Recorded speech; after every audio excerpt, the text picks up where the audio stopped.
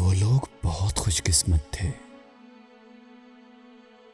वो लोग बहुत खुशकिस्मत थे जो इश्क को काम समझते थे या काम से आशिकी करते थे। हम जीते जी मसरूफ रहे। कुछ इश्क किया, कुछ काम किया। काम इश्क के आड़े आता रहा और इश्क से काम उलझता रहा। फिर आखिर तंग आकर हमने दोनों को अधूरा छोड़ दिया।